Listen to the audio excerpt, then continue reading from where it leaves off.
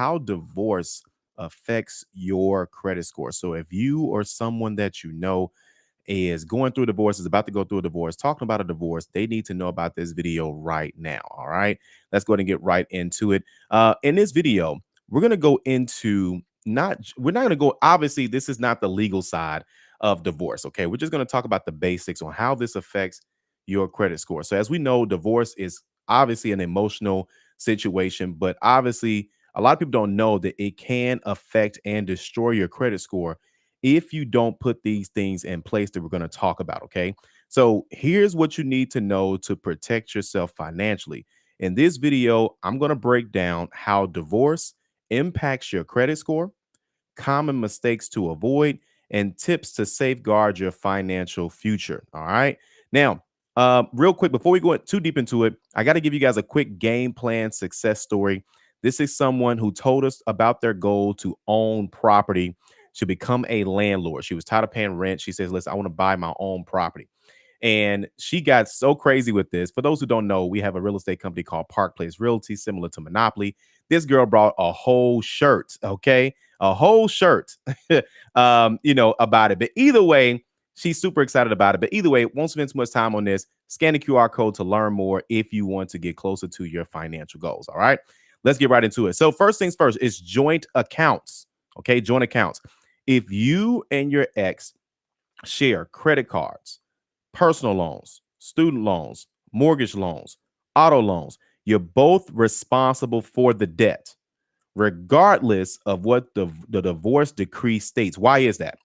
Because if your name is, so for example, if person A co-signed for person B, they don't care about marriage because, as we know, you don't have to be married to co-sign for somebody. Anybody can co-sign for someone. Okay. The bank expects both of those people to pay what's due. Okay. Now, you can't cut a car in half. You can't cut a house in half. So what do? You have to sell the asset, or you have to be okay with the person potentially being late. Now, they can refinance. Let's say, for example, I'll give you all an example, an auto loan. You can either sell the car, okay, or you can sell it to the bank. You can trade the car in. You can refinance the car. And when that person trades in the car, sells the car, whatever, you guys can split the money, or you could take the risk of the person keeping the car in their name and hoping that they continue to pay it on time so it doesn't affect your credit. And I've seen this with a lot of the people we talk to, our clients, and game plans we've created for people. And obviously, you can have that person refinance. Okay. I have a friend of mine. He co-signed for someone to get a house. This wasn't his girlfriend. This is doing a favor for a friend. I'm like, dude, you co-signed for this lady to get a house? You got to be crazy. And he says, man, I know. And she was late on the mortgage. And he was like, how can I get out this situation? I said, she has to qualify on her own, and she has to refinance, or she has to sell the house. Right. And he says, okay, cool. So we helped her with her credit. She was able to then refinance. So that's how you guys want to do it. If they cannot do it on their own, then you got to figure something out. Okay. So they're more than likely going to stay on the loan. All right. So keep an eye on that. Number 2, missed payments. We just talked about that. Disputes over who pays what can lead to missed payments, which can heavily damage your score. I'll give you another example. Let's say person A normally makes most of the money, but the loan is in both of their names. Let's say it's an auto loan.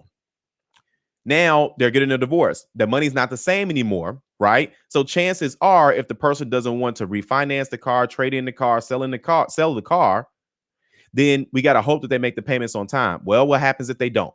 Now that's going to affect your credit score. This is why people say don't co-sign. But wait, Calvin, we got to co-sign for our spouse, right? Yeah. But if things are going the other direction, you got to get out of that loan. That's just part of the deal.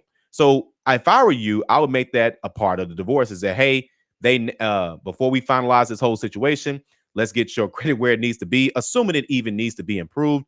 Let's go ahead and sell the house. Take your money. I take my money. We buy something different. Let's sell the car. Take your money. I take my money. We buy something different. Now, with auto loans, is a little bit tricky, because with a house, it's very common that you have some equity. You could probably break even depending on how soon you bought the house, right?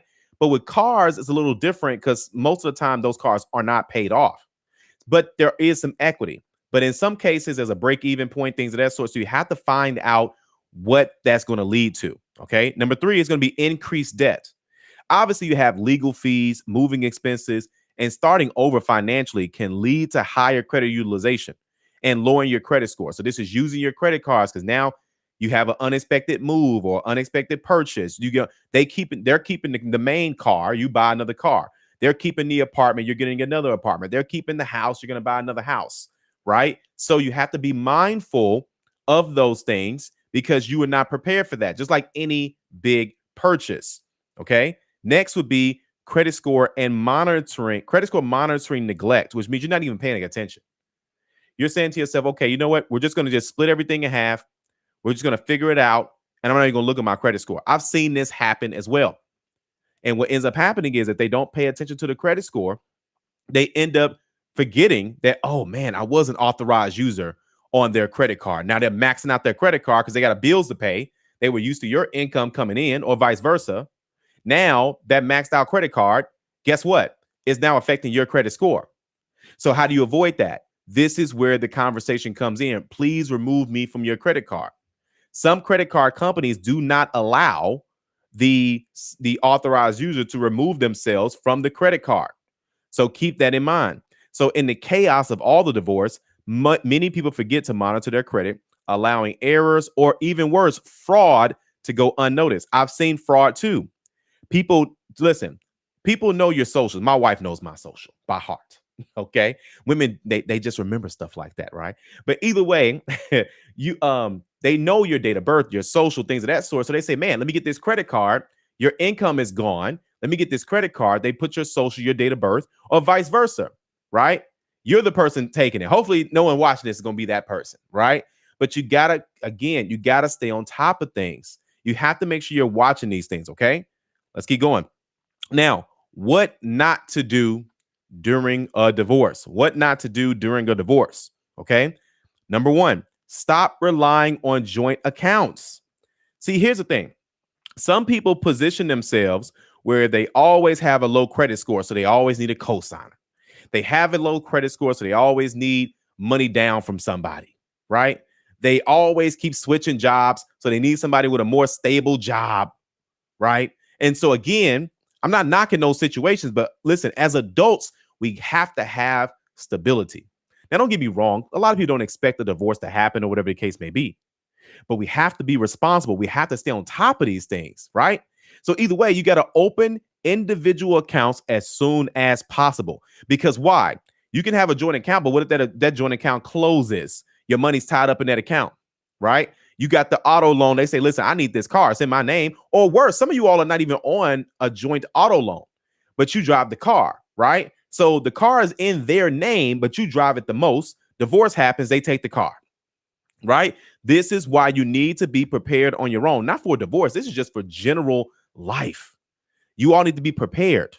Okay. Number two, don't assume your ex will handle agreed upon debts. Don't assume any of that. Okay. Especially if your name is on some of these accounts. Creditors can hold you accountable if they default. Okay. Now, some of you all live in community states. Illinois is a community state. You guys know what that means? A community state means that when you are married, anything that you buy after you're married is essentially under both of your names. They have ownership because of marriage. Usually it's real estate. I don't know if they really go anything outside of like property or anything like that. But I'm saying that to say, because a lot of people just assume, oh, well, if I'm in a divorce, it's going to drop my credit score. Well, yes and no. The divorce itself does not affect your credit score itself. It's the accounts that you have together. It's the financial that you're used to, right? And so, but if you got your own money, they got their own money. You got your cars, you're prepared for the mortgage and things of that sort. But some people aren't. Some people rely on that other person, right? And that plays a major role. Next would be avoid emotional spending. Man, when people say, you know what, girl, forget him. Let's go out tonight. Let's take a girl's trip. Or, man, listen, forget that girl. We finna go take a guy's trip. Okay. But again, now you're doing it because you're separating from this person. Can you afford it? We're still not going to be making purchases that we don't need to be making. Okay. Especially if it's a credit card or you're borrowing money, it's a personal loan, things of that sort. So avoid emotional spending or taking out new loans impulsively. You cannot do this, guys. This is the whole purpose of this video. All right. If you guys haven't done so already, make sure you guys go ahead and like, share, and subscribe. Now, what are some steps that you can do to protect your credit? What are some steps you can do? Number one is close or separate joint accounts. Okay. Request that joint credit accounts can be closed or transferred to individual names where possible. Now, here's the thing: the judge cannot force you to sell a car because that's financial. That's between you and the bank. They can't cut a car in half. So you have to decide, are we going to trade this car in? Are we going to sell this car? Are we going to pay this car off? Right? Or are we going to refinance? That needs to be the conversation. What are we going to do with these joint accounts? Mortgage. Are we going to sell the house? Are we going to refinance? Right? What are we going to be doing here? What are we doing here? That needs to be the conversation. Settling debts before finalizing divorce. This is very key. You got to talk to these. Let me tell you something. You got to talk to people while you can talk to them, because if you can't talk to them, things will change and things will switch up. Settle debts before finalizing the divorce. Paying off or refinancing debts to ensure, keyword is ensure, no lingering joint obligations. I've seen this happen time again. Sometimes it's not even like borrowed money. Sometimes it's like something simple, like the electricity bill. The electricity bill, right? The phone bill. Again, and if things are not paid, then one person says, oh, well, I'm not with them anymore, so I'm not paying. Guys, you don't even have to be in a divorce. They were just about just a relationship. People get phones in each other's names in relationships. People co-sign for each other for an auto loan in basic relationships. People get mortgages. Yes, mortgages together, and they're not married. I'm not knocking what you do, but you need to know if things go left, what you should be doing. Again, this is for you or someone that you know. All right. Next, monitor your credit regularly. We just talked about that. Use credit monitoring tools to stay on top of any changes or red flags. You got to be on top of your credit report. You have to. Okay. Because we're not saying that fraud may happen, but we want to make sure that payments are being made, things are being transferred, things are being refinanced. You got to confirm these things. It's your financial future. Next, communicate with lenders. This is key. Notify creditors of the situation and establish payment arrangements if needed.